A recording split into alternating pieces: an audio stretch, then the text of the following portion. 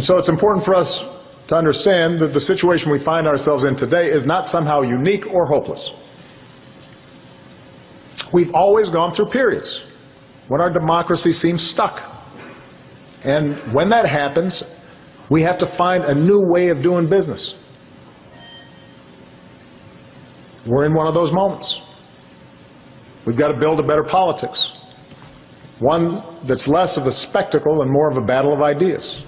All right, ladies and gentlemen, Barack Obama went to the the Illinois State Legislature yesterday and went on this, 45-minute to an hour rambling speech of political discourse in this country. First, he started talking about himself and his experiences there. He didn't quite mention how he voted present twice for a bill that would give the same rights to babies born alive of botched abortions, the same right as any other baby born into this world. He couldn't bring himself to vote yes on that bill. Didn't mention that. But that's who he is. Anyway, so now he's pulling his hair out, what little he has left, to try to determine what's with the discourse in this country? Why is it so mean? Why is everybody so mean and aggravated? And because of you! That's how you are. You call names. You divide. You. Here's more. One that's less of a business and more of a mission. One that understands the success of the American experiment rests on our willingness to engage all our citizens in this work. And that starts by acknowledging that we do have a problem, and we all know it. Yeah, and most of us know the problem is you. But here he talks about how, this has existed before, political discourse, there's been rough spots and rough patches all throughout our history. How accurate he is, I don't know. But then he talks about this. What's different today is the nature and the extent of the polarization, how ideologically divided the parties are. And it's brought about by some of the same long-term trends in our politics and our culture. The parties themselves have become more homogeneous than ever. A great sorting has taken place. It drove Southern conservatives out of the Democratic Party, Northern moderates out of the Republican Party. So you don't have within each party as much diversity of views.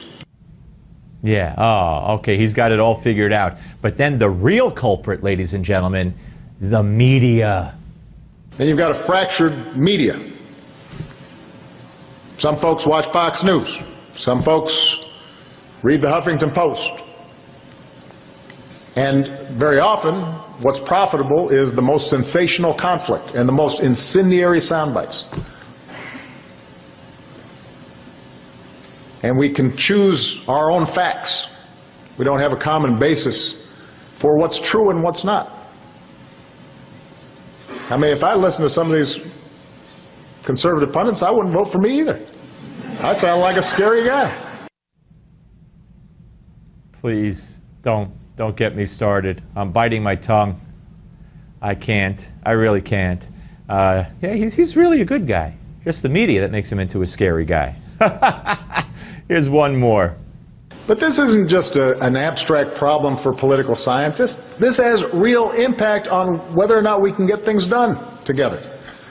This has a real impact on whether families are able to support themselves or whether the homeless are getting shelter on a cold day. It makes a difference as to the quality of the education that kids are getting.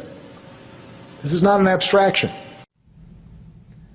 Ladies and gentlemen, this is a president who has said from day one, and on the issue of the budget and whatever, the government shutdown threat, he has said on more than one occasion, I will not compromise. He would say to the Republicans, if you want to shut down the government, even though it's him shutting it down, you want to shut down the government, go ahead. I will not compromise. That's unprecedented.